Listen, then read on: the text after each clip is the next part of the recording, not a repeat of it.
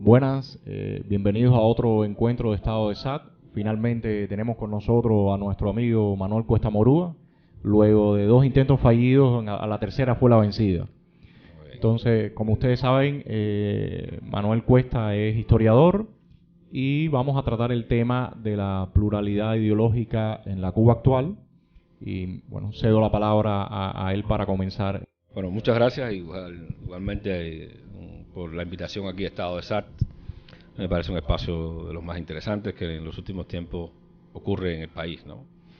Y nada, soy historiador y al mismo tiempo me intereso mucho por los temas de la actualidad, por los temas que tienen que ver con las cuestiones políticas, las cuestiones sociales, debate intelectual y de cómo avanzar en Cuba en una dirección u otra.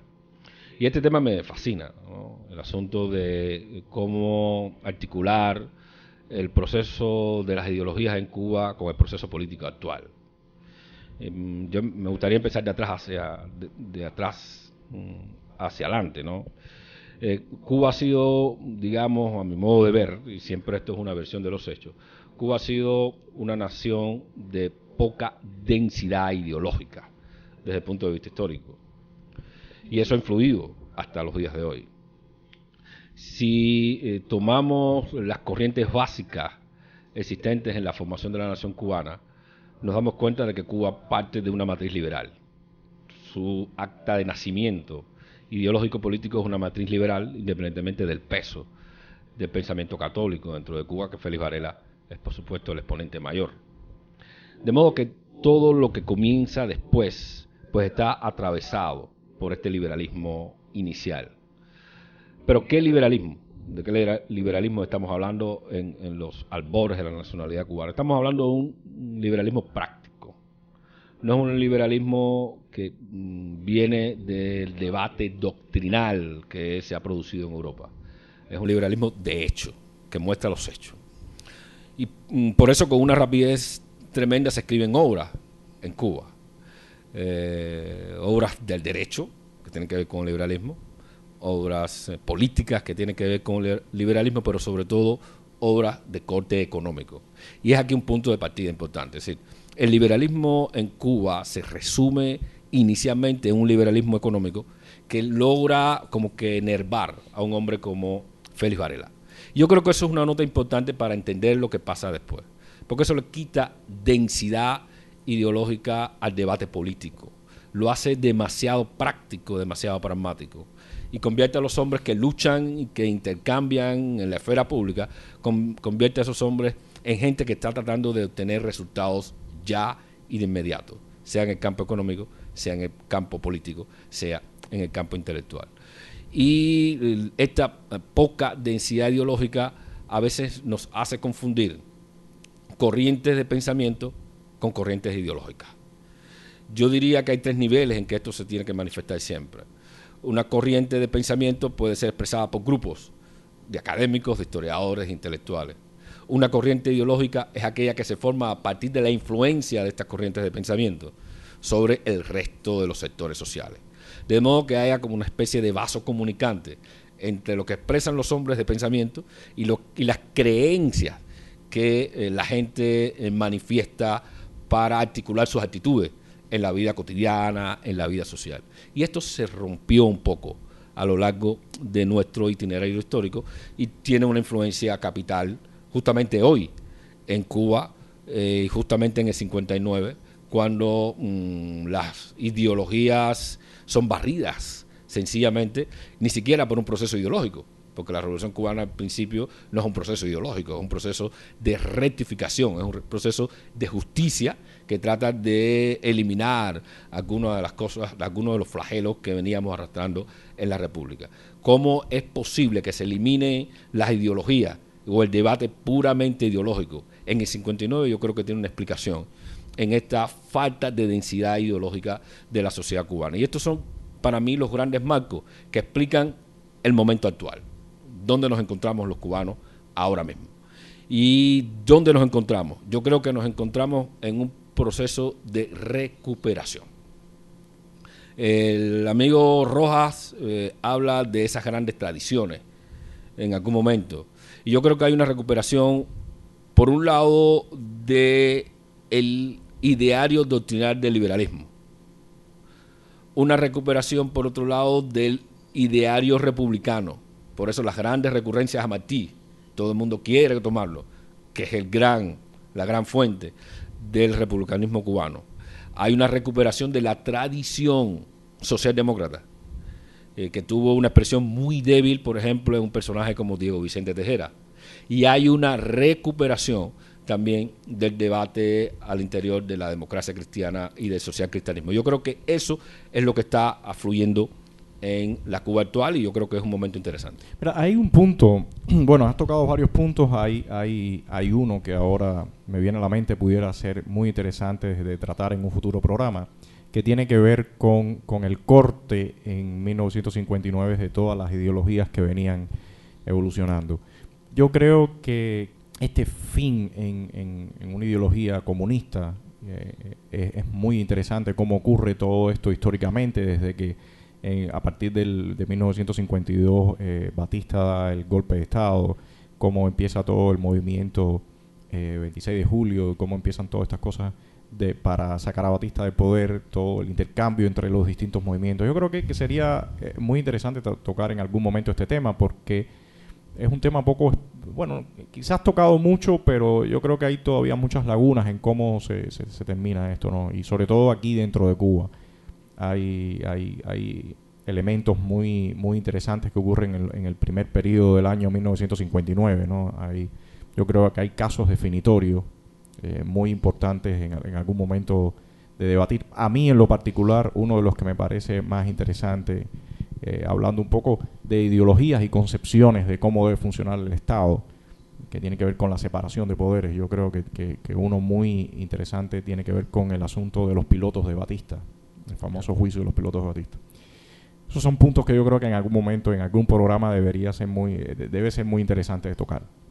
Respecto a esto que hablábamos, que hablaba Rojas, esta separación que tú empiezas a mencionar, que tú mencionas ahora, de la separación que hace Rojas de la ideología socialista como la base de todas de las cuatro ideologías que él distingue que comienzan a aparecer. Hace un momento hablábamos de la aparición claramente de una visión liberal, también de socialdemócrata. Me gustaría que ahondaras en este punto. Creo que bueno, la historia evidentemente nos ayuda a entender mucho, pero ahora estamos en un momento donde necesitamos comenzar a dibujar el futuro y entender por dónde nos vamos a ir moviendo. ¿Cuál es tu lectura de estas ideologías que empiezan a aparecer a nivel social, que ya se manifiestan a nivel social? Mira, me parece muy interesante, porque va a tener que ver mucho en el futuro, sea mediato o inmediato, de la formulación o de la formación de la voluntad política del Estado. Yo creo que por primera vez en muchos años se da la posibilidad de identificar claramente en la sociedad cubana cuáles son las corrientes ideológicas fundamentales, que tienen que ver incluso con la recuperación de la tradición cultural y tienen que ver también con la actualización que la sociedad cubana hace constantemente, independientemente de que estamos aislados de la información. Y en ese sentido la sociedad cubana se autorrecupera. Es un proceso de autocuración ideológica y política. Y vemos claramente que si tú haces una distinción, que a mí me parece muy útil, entre ideología en sentido fuerte e ideología en sentido débil, uno se da cuenta de la conexión que se establece entre eso. Porque esa distinción es la que permite que el pensamiento que articulan teóricos, pensadores, intelectuales, eso que Rafael Rojas llama la salida del pensamiento a la esfera pública, ahora logra articularse con las grandes corrientes sociales. Y uno logra identificar en la sociedad cubana un sector amplio que se va comportando como grandes liberales en el orden económico. Es decir, gente que está marcando su horizonte a partir del juego que establece la economía de mercado sin ningún tipo de tapujo, sin frase, como sería una mala traducción de frase. Es decir, que no está mediando el proceso ideológico ese en el sentido fuerte a la hora de formar su creencia y su voluntad social para comportarse con el resto de los ciudadanos.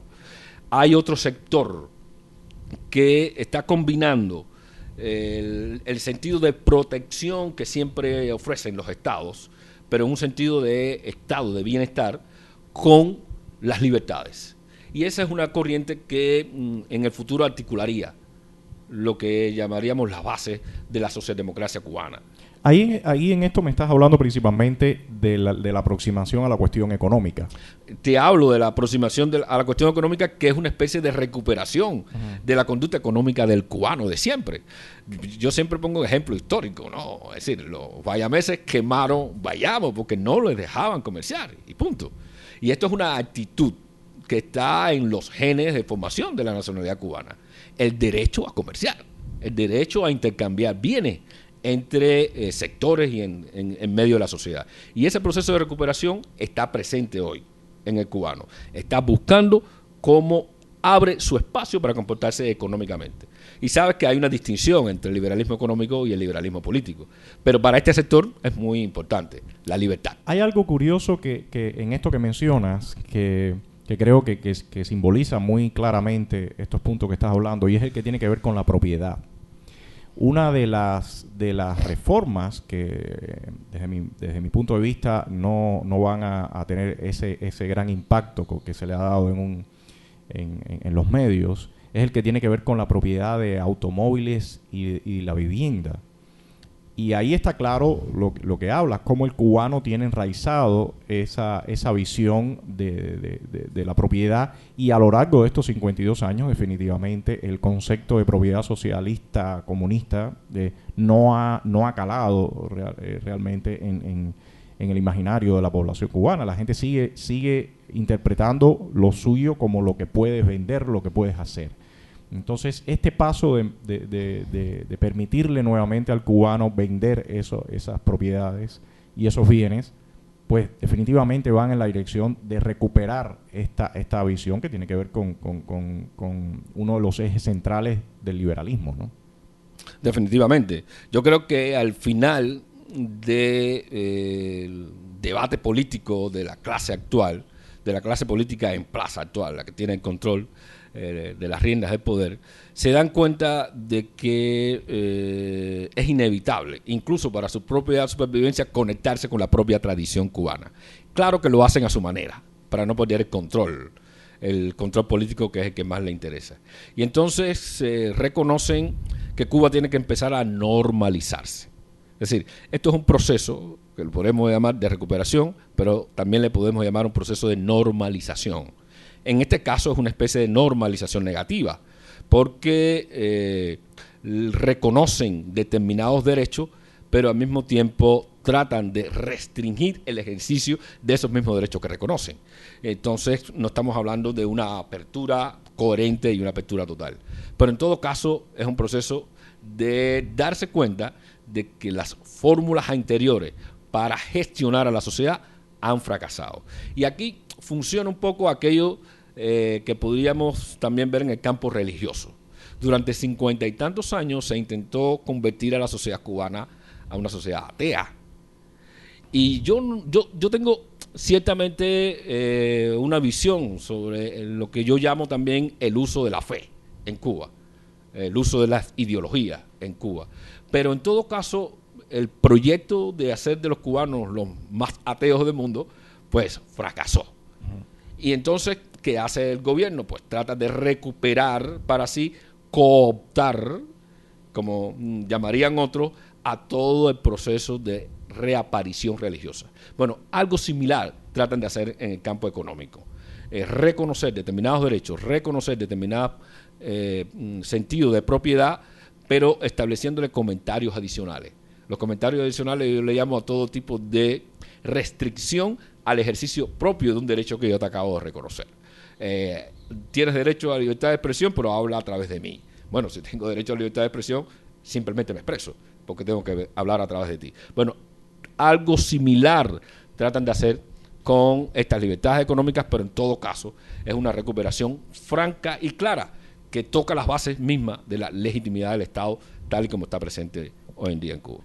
¿Cómo tú ves todo lo relacionado con la separación de poderes, sistema judicial. En algunos programas anteriores hemos hablado con el abogado Wilfredo Allín, y él hablaba de que incluso también Rojas toca el tema de la ideología de Estado plasmada en la Constitución. ¿Cuál es tu interpretación con respecto a estos puntos? Desde mi visión en política socialdemócrata, yo creo que quien mejor lo expresa fue el fundador del pensamiento socialdemócrata en Cuba, que se llama Diego Vicente Tejera. Y él dijo que en Cuba un socialista tenía que ser liberal en lo político. Y para mí ahí está encerrada. ¿Cuál es el margen posible de que se debe mover la tradición socialdemócrata en Cuba y la apuesta socialdemócrata en Cuba? Y si el socialdemócrata tiene que moverse dentro del liberalismo político, estamos hablando de que para nosotros es fundamental la división clásica de poderes. Un poder judicial, un poder legislativo y un poder ejecutivo, que vendría siendo la presidencia. Yo creo que esa división clásica debe ser recuperada para Cuba, porque además tiene que ver con la tradición política de Cuba, y eso fue lo que advirtió muy bien Diego Vicente Tejera, que por cierto fue compadre de José Martí, y sabía muy bien moverse en los entresijos de la política y el debate intelectual de la época. Recuperar eso es importante. Tiene que ver con la tradición cubana, pero también tiene que ver con el pensamiento socialdemócrata actual. Porque muy pocos advierten en esa confusión entre socialdemocracia, socialismo y comunismo, que en 1951 la socialdemocracia en un debate rompió con la tradición marxista. Recuperó una tradición medio austriaca, medio alemana, que decía que los fines no son nada, los medios lo son todo. Y que ponderando los medios para alcanzar determinados objetivos políticos, establece que la sociedad actual, la sociedad contemporánea, hay que verla en toda su complejidad. Y que la única manera de ver la complejidad de la sociedad actual es dividir las autonomías de los distintos sectores, tanto de la sociedad civil como del Estado. Y eso lleva al reconocimiento y a la incorporación de la división de poderes. Si la división de poderes es fundamental, incluso para una justicia social adecuada y efectiva en cualquier nación. Tú sabes que ese punto que acabas de tocar a mí me parece muy, muy interesante, porque en las discusiones con algunas personas que tienen tendencias socialistas más a la parte del comunismo marxista, muchos de ellos citan de ejemplo los estados de bienestar de Europa. Yo creo, desde mi visión, que esos ejemplos no son válidos desde una visión marxista, porque, como tú decías, todas estas socialdemocracias que tienen un sistema de bienestar están sobre una base liberal que tiene que ver con esto de la separación de poderes.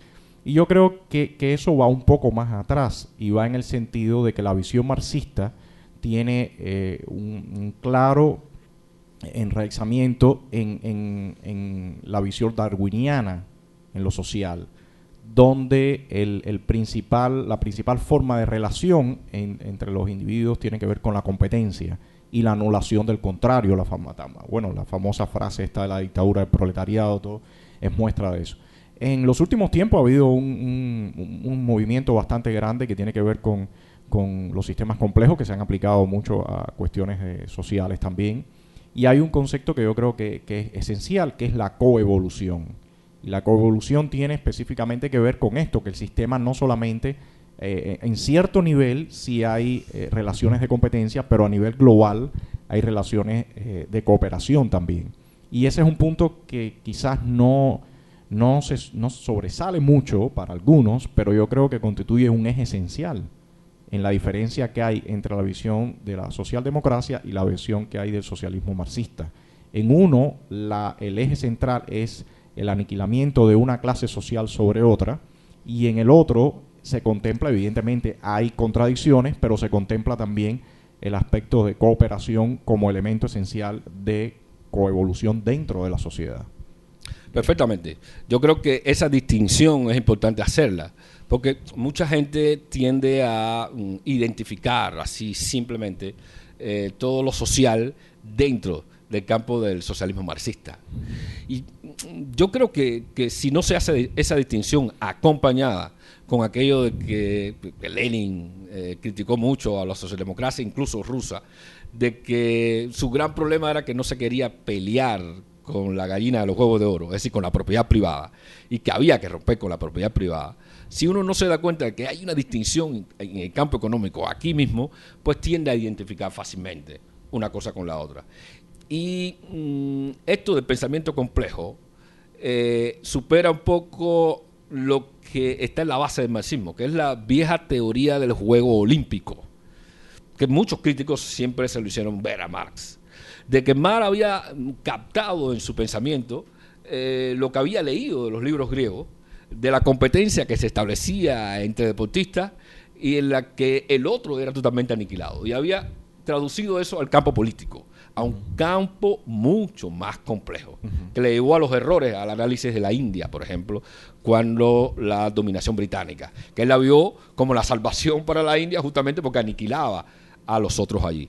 Yo creo que para un pensamiento social avanzado, el pensamiento complejo es justamente lo que tiene que primar, porque uno tiene que ver todo el paisaje, desde el ámbito cultural, desde el ámbito de la autonomía de la sociedad civil, que en algunos casos coincide con el ámbito cultural, en otros casos no, y desde el ámbito estatal, de la voluntad política del Estado, diciéndole a todo el mundo que la voluntad política del Estado está limitada, uno, por la separación de poderes, dos, porque el Ejecutivo, dentro de esa separación de poderes, no tiene todos los poderes. Y si uno logra captar eso, se da cuenta de que es compatible absolutamente el pensamiento socialdemócrata con la evolución de la sociedad actualmente, ¿no? Y yo creo que eso es una de las cosas fundamentales que nosotros estamos tratando de desarrollar como debate intelectual, no solo como debate político o no solo para contrastar con el resto de los ciudadanos. Asociado a un elemento que me parece que no se puede perder de vista en la modernidad, que es el papel de lo que los liberales llaman el individuo y de lo que los socialdemócratas o, digamos, el pensamiento crítico al interior de una izquierda marxista llama la eclosión del ciudadano, porque estamos en una época que llaman de globalización 3.0, donde el individuo justamente está en capacidad de tomar sus propias decisiones. Yo creo que el debate de la socialdemocracia tiene que pasar por la actualización de esto, pero eso es otro tema que podríamos ver en otros momentos. Sí, con la relación esta de individuo-colectivo, creo que es, desde mi perspectiva, es uno de los puntos más débiles del socialismo marxista, cuando ellos plantean algún tipo de herramientas que casi juegan un papel mágico, en el sentido que la conexión que se establece entre el sistema micro a macro, hay un problema en ese salto. O sea, yo planteo, por ejemplo, bueno, yo voy a establecer un tipo de propiedad, y desde ese tipo de propiedad toda la sociedad se va a alinear de esa forma, y bueno, vamos a construir un Estado y vamos a movernos en toda un sistema idílico. Pero el punto que yo veo que siempre ha resultado completamente frágil en estas concepciones es el salto de lo micro a lo macro. Y ese salto tiene que ver con cuando hablamos de una visión más liberal, con el concepto que se maneja mucho ahora en sistemas complejos, que tiene que ver de la emergencia o de la autoorganización, la autonomía, como hablabas tú, ¿no? Yo creo que esos son conceptos que ya se han empezado a entender con bastante agudeza, y son elementos que en ningún momento deben dejarse de lado. O sea, intentar dejar a un lado estos conceptos y esta aproximación es definitivamente rechazar algo que ya casi está totalmente probado, aunque por supuesto en las cuestiones sociales es más difícil. O sea, las pruebas no son igual que en las ciencias duras, ¿no? Yo creo que en nuestro caso, y ahora me gustaría regresar de nuevo a Cuba, ¿cómo tú pusieras en práctica estos elementos que habíamos hablado, ¿no? Esta independencia del individuo, de forma tal de que a la vez también termine en en un ensamblamiento, en una sociedad que funcione más orgánica, donde existan toda esta separación en el poder, todas estas estructuras que realmente quitan la camisa de fuerza al individuo y el individuo realmente puede desarrollar todos sus talentos. Digamos, ¿cómo tú comenzarías a hacer? ¿Qué cambios tú crees que son en este preciso momento ya necesarios implementar? Mira, yo creo que fundamentalmente reconocer todas las libertades individuales. Son prácticamente 4 los elementos que yo veo para empezar a enrumbar, digamos, un proyecto de sociedad, un proyecto de nación, un proyecto de Estado. Son 3 cosas distintas. Y entre esos 4 elementos me parece fundamental decirle al individuo: usted es absolutamente autónomo a la hora de tomar sus decisiones. Tome usted sus decisiones. Yo creo que aquí se produciría lo que siempre asustó a ciertos pensamientos colectivistas o comunitaristas, porque solo de esa autonomía individual uno puede lograr una auténtica cohesión social. Porque el individuo autónomo, el ciudadano autónomo que empieza a definir su propio proyecto de vida, se da cuenta inmediatamente de que vive en sociedad. De hecho, los procesos colectivistas aíslan al individuo cuando aparentemente le están diciendo, en su narrativa dura le están diciendo: usted vive en sociedad. Lo que hacen en la realidad es aislarlo. Por el contrario, los procesos que reconocen la autonomía del individuo y la autonomía del ciudadano automáticamente pues le ponen frente a sí la necesidad de la cooperación social. Y esto yo creo que empezaría por ahí, por ofrecer libertades individuales, derecho a la propiedad, autonomía de decisión y voz propia a esos ciudadanos, a esos individuos. Ese sería el eje para empezar a reconstruir la sociedad cubana, reconstruir el proyecto nacional y reconstruir el proyecto de Estado. Es lo que yo llamo en otros niveles una democracia de alta definición, culturalmente exquisita, porque aquí viene el segundo elemento. En Cuba, ese reconocimiento de la autonomía del ciudadano rápidamente lo pone en una relación crítica con su propio ámbito cultural. Sabes que Cuba es una nación culturalmente diversa. Y aquí yo creo que comienzan a jugar una serie de factores que ayudarían mucho a la cohesión social, porque esa diversidad cultural pone un plus, pone algo más a la hora de establecer la necesaria cooperación entre la autonomía del individuo y las grandes necesidades sociales. Luego, está claro que para mí un tercer elemento pasa por decirle a los liberales: vamos a buscar un consenso.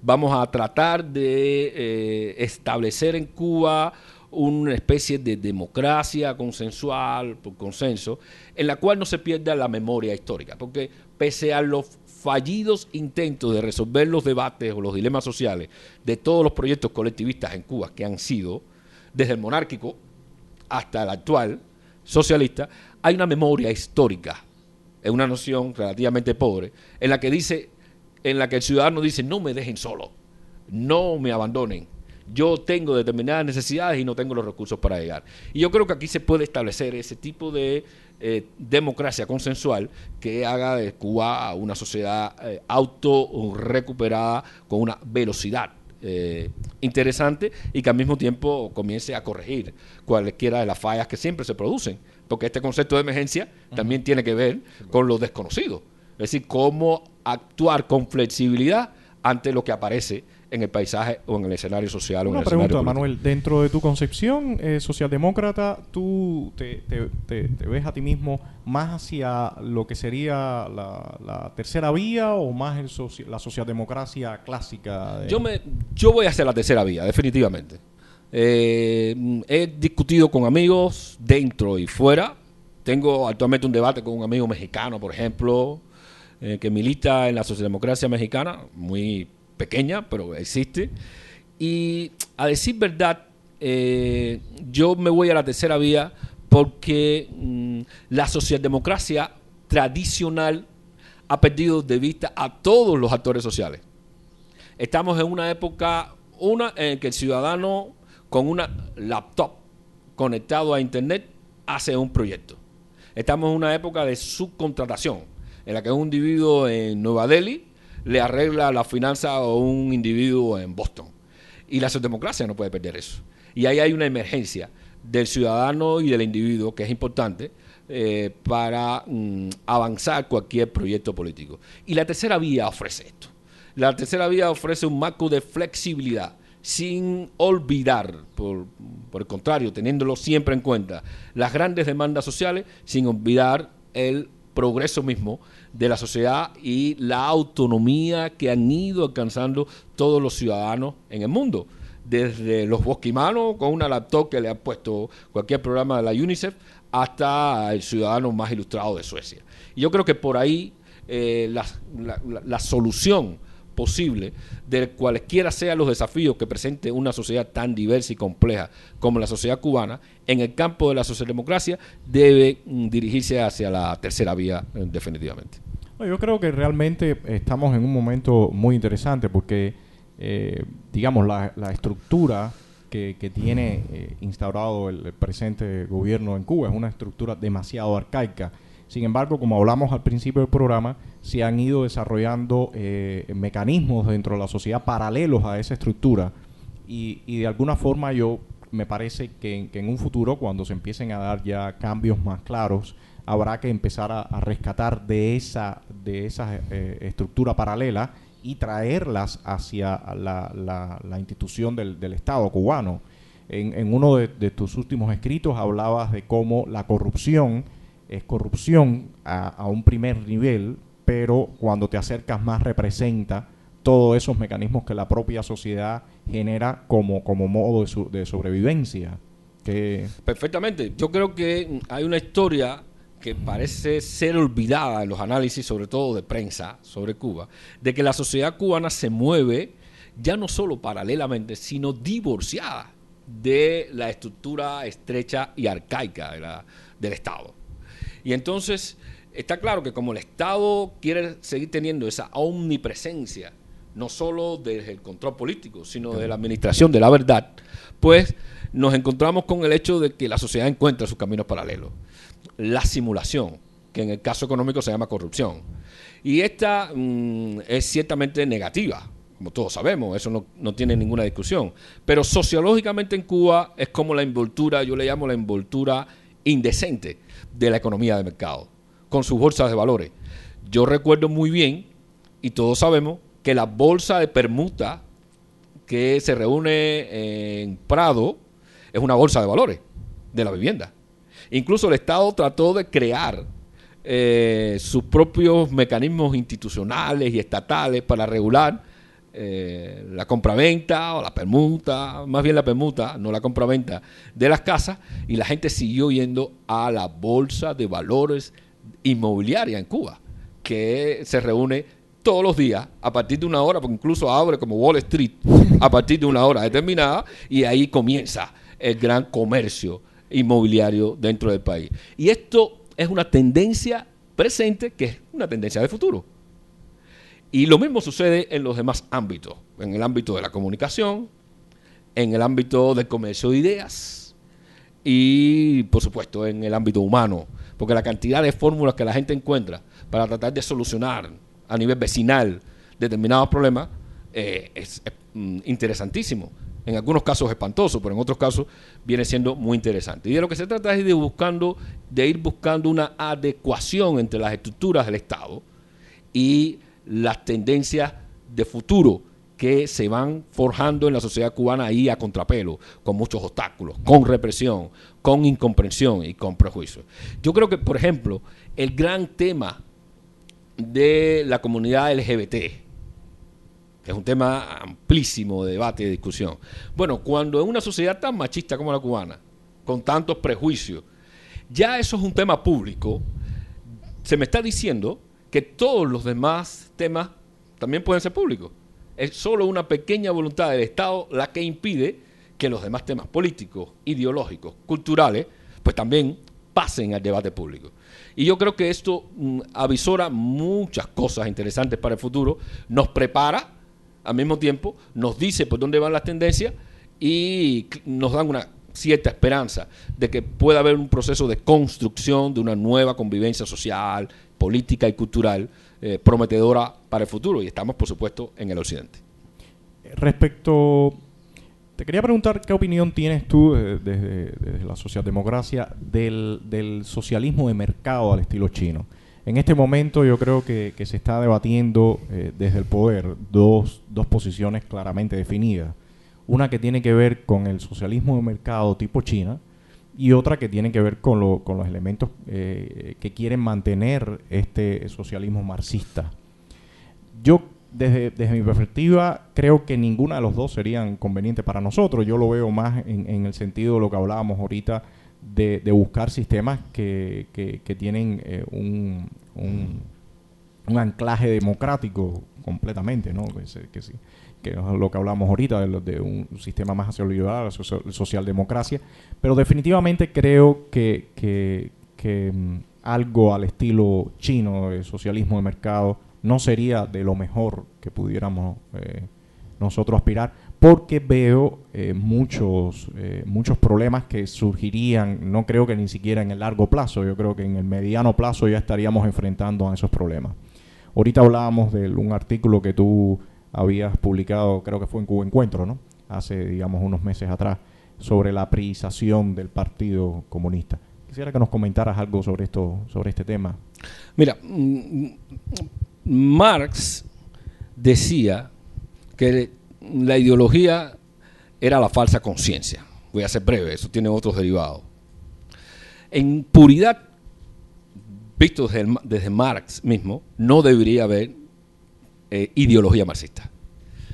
Desde Marx mismo visto. Porque Marx justamente considera a la ideología como la falsa conciencia que se crea en los hombres en un momento determinado del desarrollo social para imaginarse la realidad como no es. Y yo creo que esto es lo que está sucediendo con el proceso en China. En China se le llama socialismo de mercado a lo que en realidad es una especie de capitalismo de Estado, para mí de corte manchesteriano, por la explotación brutal que somete a los obreros. Visto de todas maneras, situándose uno en la mentalidad del otro, como socialismo de mercado, yo creo que esto es un proceso de transición que se da en China, que va a desembocar necesariamente en lo que llamaríamos una sociedad, un capitalismo asiático, como puede ser el japonés, como puede ser el taiwanés, pero solo como una transición. Porque esto que los chinos llaman socialismo de mercado, solo es posible que lo llamen así porque está restringido a zonas muy específicas de China. Uh-huh. Sabes que esto supone una división y una estratificación social y territorial en China muy significativa. Cuando este proceso avance hacia el interior de la China olvidada, pues necesariamente va a desembocar en algún modelo, cualquiera sea, de capitalismo confuciano, por ponerlo en el marco asiático. Esa no es la solución para Cuba, definitivamente. Yo creo que incluso ahora en estos mismos días se han venido dando algunos problemas cada vez ya más difícil de ocultar con la corrupción. Recordemos que Tiananmen, el móvil principal fue específicamente el asunto de la corrupción. Y terminó, bueno, en una masacre. Parece que ya se está cumpliendo quizás alguna especie de nuevo ciclo en la sociedad china y han salido a relucir aspectos bastante alarmantes con respecto a la corrupción. En Cuba, a mí me parece que sería, bueno, la corrupción ya está bastante extendida. En los últimos tiempos han empezado a salir a la luz pública por diferentes vías escándalos de corrupción. Y creo que si nos seguimos en la vía del socialismo al estilo chino, terminaríamos en poco tiempo en escándalos mucho mayores. Y eso se conecta justamente con el tema que yo traté en ese artículo que hace referencia. El socialismo de mercado comienza a acumular en sí mismo fallas para el futuro. Y uno es el de la priorización de los partidos comunistas. Porque al decir socialismo de mercado, los chinos están diciendo adiós a la ideología marxista de la mejor manera posible, de la mejor manera más potable para ellos. Y ese proceso que aquí yo llamo de priorización del Partido Comunista es justamente eso. Utilizar el poder acumulado los controles que ya tiene el Partido Comunista desde el Estado para decir a su manera adiós a la ideología, pedirle a la sociedad que santifique este paso ritual a una nueva burguesía desde el Estado y decirle que se quede callada, ofreciéndole siempre el control que grupos locales, al estilo de México, establecen en las distintas regiones. Y entonces el control de las provincias en Cuba no es el de la asamblea, no son de las asambleas del poder popular, que son las que, entre comillas, encarnan la voluntad popular en aquellos lugares. Es lo que diga el Partido Comunista como mecanismo de control, sin un debate ideológico, que es lo que legitimaría la presencia de este Partido Comunista allí y ahora mismo. Sin embargo, esta movida hacia una especie de socialismo chino en Cuba, de socialismo de mercado, traería como valor agregado negativo la entronización de una burocracia política que podría desembocar rápidamente, dada la tradición nuestra, en mafias locales y en mafias a nivel del Estado. Y la mafia no es solo el juego de la violencia, por la violencia misma en las calles. La mafia es una manera de controlar desde grupos clientelares la circulación y la asignación de recursos del poder. Y esto se garantizaría, y ya se está garantizando ahora mismo, con lo que yo llamo la priización del Partido Comunista. Es decir, convertir al Partido Comunista en una institución del Estado per se, por sí misma, y olvidar las ideologías y ofrecer un control sobre la voluntad popular y la voluntad de los ciudadanos. Yo creo que eso desemboca en mafias. Yo creo que es muy interesante este punto que estás tocando, porque aparte creo que es muy visible en cómo se está desenvolviendo la sociedad cubana actual. Definitivamente ya estamos dejando completamente detrás un sistema como ideológico, como eje del control, y nos estamos yendo completamente a un sistema clientelista. Yo estuve un tiempo fuera de Cuba y cuando regresé un día, en un fin de año, enciendo la televisión y veo un acto en lo que llaman la tribuna antiimperialista. Y lo que me llamó grandemente la atención es que este era un acto de lo que se llaman políticos culturales, y en vez de haber canciones exacerbando el patriotismo y la ideología, había un cantante que decía algo como "Mami, te voy a dar cabilla", o "a ti te gusta la gasolina". Y yo dije, bueno, pero esto es un acto político-cultural. ¿Dónde quedó la ideología? Entonces, uno sale a la calle y empieza a ver quienes manejan la cantidad inmensa de carros nuevos que hay con chapas del Minin. Entonces, son personas que incluso por su aspecto, como se visten, no tienen nada que ver con aquellos símbolos del hombre nuevo ni nada. O sea, son definitivamente la misma moda que importa, que traen a Cuba algunas de las personas que viajan desde Miami acá, incluso algunas desde mi gusto particular un poco con pullovers llenos de símbolos chinos y los jeans. Entonces eso claramente está dando una idea de que todo el basamento ideológico ha muerto totalmente y nos estamos moviendo claramente a un sistema clientelista que si se maneja sin ningún tipo de balances de poder, como hablamos ahorita, con una separación del Estado, que en vez de que exista un Estado de Derecho, exista un Estado de legalidad donde las leyes responden directamente a un poder, a los intereses de un poder, pues definitivamente sabemos dónde vamos a terminar, que es lo que hablabas tú ahorita, la priorización del partido y del país, ¿no?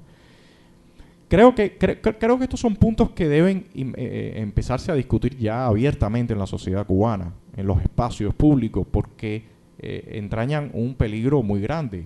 Y cuando este tipo de grupos y este tipo de mecanismos ya se hacen completamente institucionales, pues no son cosas que se eliminan en 2 días. México está sufriendo eso ahora.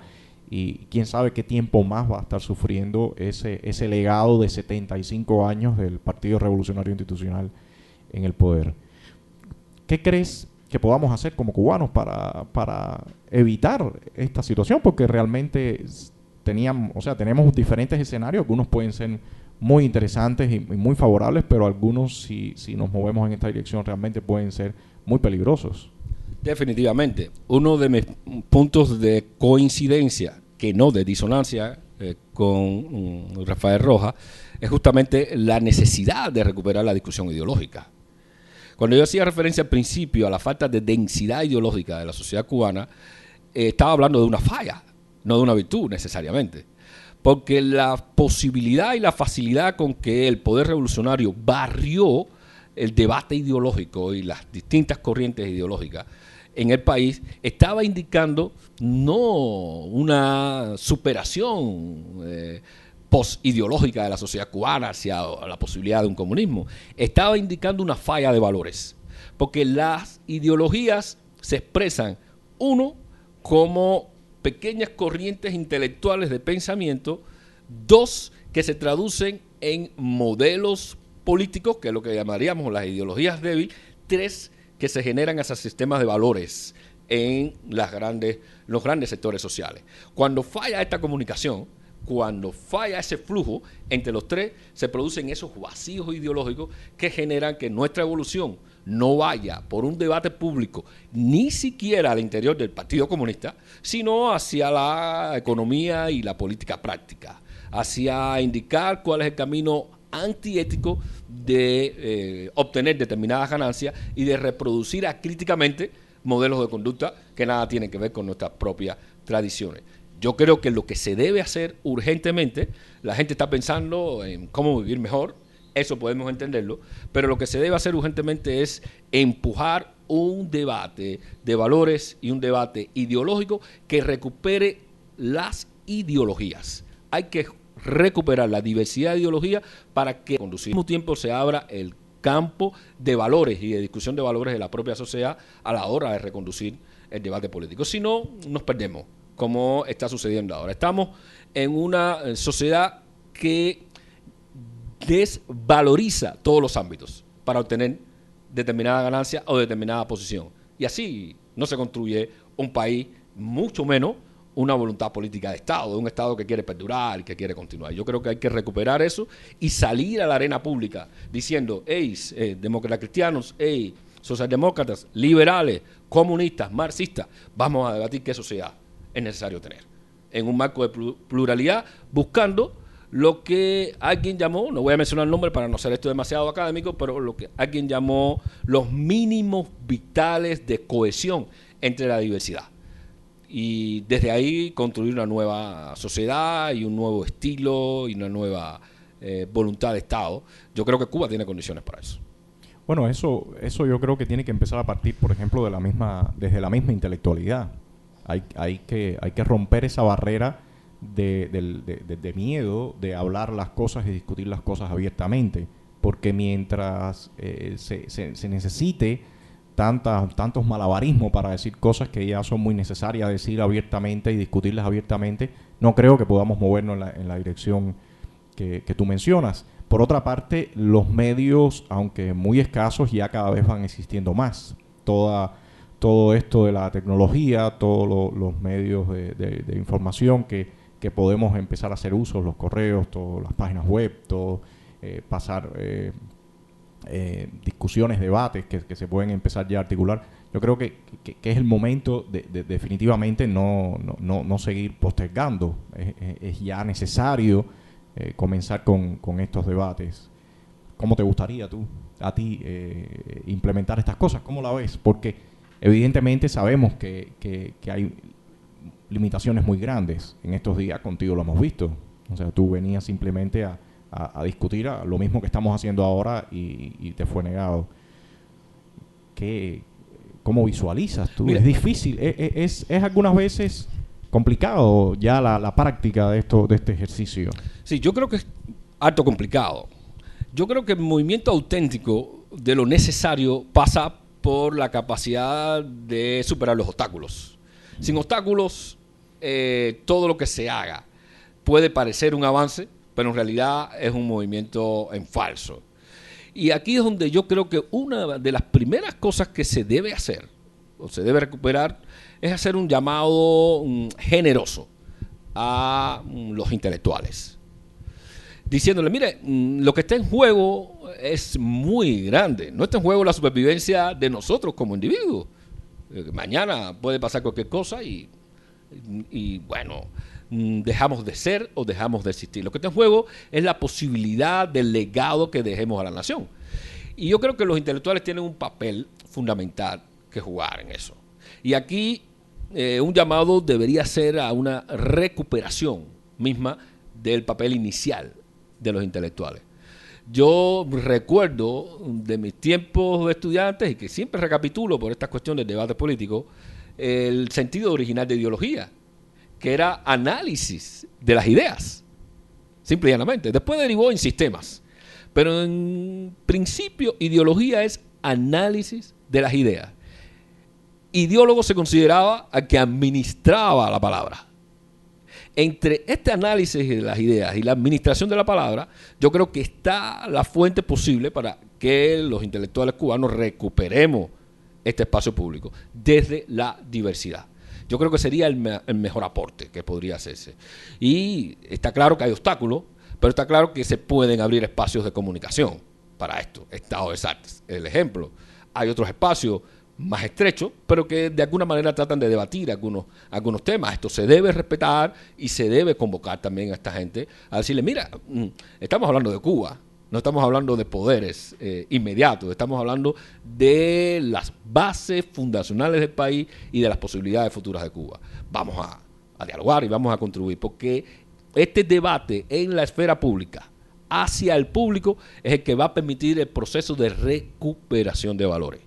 Yo creo que de alguna manera la Iglesia Católica trata de hacerlo en su ámbito muy estrecho, sin salir demasiado al ámbito público, pero trata de hacerlo. Yo creo que hay niveles de confluencia que se pueden establecer y yo creo que ustedes podrían contribuir muchísimo a un llamado de esa naturaleza y que a la gente ejerza esa autonomía y pase juntos los miedos que evidentemente hay que pasar para llegar a buen puerto en las ideas y en los proyectos, ¿no? Bueno, Cuesta, ¿algún comentario final con el que quieras cerrar tu conversación con nosotros? Mira, yo creo que, me gustaría dejar por lo pronto mi versión breve, y es una versión personal, de algo que es importante. Las ideologías no han muerto. Decía Maynard Keynes que todos éramos víctimas de alguna ideología, sepámoslo o no lo sepamos. De pronto es necesario recuperar el debate ideológico. Lo que ha terminado es la ideologización de una ideología, que es otra cosa, que es convertir en doctrina de Estado una cosmovisión muy estrecha. Yo creo que si más o menos compartimos y nos aproximamos a este concepto, sería posible una recuperación del debate de los valores a través del debate de la ideología. 2, la sociedad cubana ha cambiado.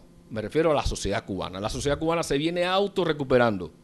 Y yo creo que los poderes públicos deben darse cuenta de eso. En vez de oponerse a esta autorrecuperación que está haciendo la sociedad cubana, deben abrirle paso. 3, cualquier debate político en el futuro no debe perder al ciudadano. En esto hay un elemento que a mí me parece importante. Los intelectuales debemos de jugar el rol crítico, pero en la esfera pública somos ciudadanos. Y si somos ciudadanos, estamos al igual que el resto de los ciudadanos a la hora de formar la voluntad política del Estado. Esto llevaría a matizar un poco el asunto de las vanguardias, porque hegemonizado el concepto de las vanguardias supone decir y poner en el escenario 3 o 4 verdades y obligar a todo el mundo a que siga esas 3 o 4 verdades, en vez de abrirse a los ciudadanos. Y yo creo que esto es un elemento que debemos tener en cuenta en el futuro. Y es un comentario con el que me gustaría finalizar, solo diciendo que Cuba lo merece, ¿no? Bueno, te agradecemos mucho, Cuestas, que hayas compartido este tiempo con nosotros, tus ideas, y que podamos hablar de estos temas que consideramos que son vitales para el futuro.